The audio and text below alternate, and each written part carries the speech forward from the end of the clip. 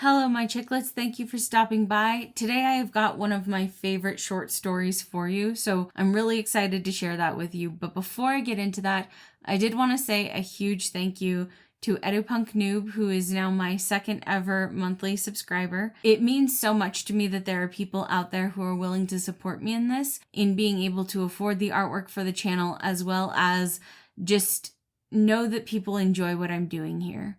Thank you all for being here. If you want to help support me as well, the Ko-fi link is in the description, as well as you can commission me to write you a story or to record a story for you. I do enjoy doing that work, and I would be very excited to see more people commissioning me for that. Without any further ado, let me read to you The Schemes of the Foolish. As the cart hit another pothole, Roman groaned, trying to shift his position, a feat that was quite difficult with his hands bound behind his back. He wasn't sure how Logan was managing to put up with this bumpy ride, but he kept himself upright as if he were a monument to poise and stability. They hit another bump, and Roman fell forward, letting out a groan. By all the gods, was this really necessary? He shot Logan a look. He was part of the reason that they were in this situation, though Roman couldn't really blame him. My liege, please calm yourself. He had his eyes closed, sitting against the wall of the wagon, as if he was completely unbothered by their situation. It was honestly a bit frustrating seeing Logan like this. How did he handle everything with such decorum? Calm myself? Calm myself? How can I be calm when we're entering a kingdom of thieves and miscreants? Maybe that was a little bit of an exaggeration, but it wasn't a complete lie.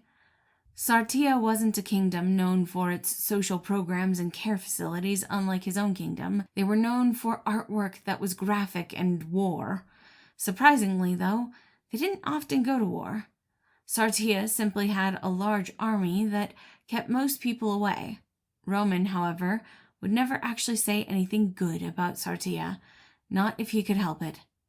Logan raised his eyebrow. There are far worse places we could be heading to. Logan must have wanted to appeal to his sense of dramatics, because the next words out of his mouth were very much unlike him. Hell, for example. Roman wasn't going to take the bait. Logan shot an angry and frustrated look. Hell is empty, Logan. All of the demons are here. The other man simply rolled his eyes and shook his head, not bothering to feed into the dramatics any further. It was a good attempt on his part, though. Roman, however, didn't like being ignored, and thus continued to whine and lament as their cart got closer to the castle. Was he doing all of this just to annoy Logan? Maybe a little bit. Would he ever admit to that? Absolutely not. Roman watched as the city continued to go by, growing more and more dense as they got closer to the castle. He really didn't like the look of the people here, but they weren't his subjects. No one was going to try anything while they were in custody. They were being transported directly to the king, and everyone would be able to see that by the color of their wagon and the guards surrounding them. If it weren't for the fact that they were already bound, it would have been a pleasant ride. I don't know how you can continue to be calm, Roman said, a bit quieter this time as he looked over at Logan. It's like you are completely unfazed. Even if Logan wasn't afraid, which honestly neither of them were, they were still going to be meeting the king of Satya, and for Logan, that should have been a big deal. I have a full understanding of what we are getting ourselves into. I simply do not see a need to waste my energy like you have been doing. Your dramatics and frivolity will get us nowhere. Roman watched Logan carefully, trying to see if his expression would betray anything. It didn't, and he pouted, sinking down as Logan finally looked out the back of their ride. Well, excuse me for being expressive. Though Roman finally saw it, the slight quirk of Logan's smile. He wasn't sure if, as they got closer, Logan was finally getting into the spirit, or if he was just excited he had won. The cart lurched to a halt as it entered the gate, and Roman dared to peek his head out, trying to get a better look. Instead of a sweeping view of the castle grounds, he was greeted with a face that just about mirrored his own, save for a cartoonish mustache. They were finally here. Hiya, bro. Did you like my valet? Was it really necessary to tie us up? He asked, the demand to be untied not necessarily needing to be said out loud. Well, of course, I wanted you to be protected. Remus laughed, and Logan stood up, walking past Roman and handing Remus a length of rope. He must have untied himself somehow because Roman watched him get tied up. He should have known. Logan was normally pretty good about getting himself out of situations.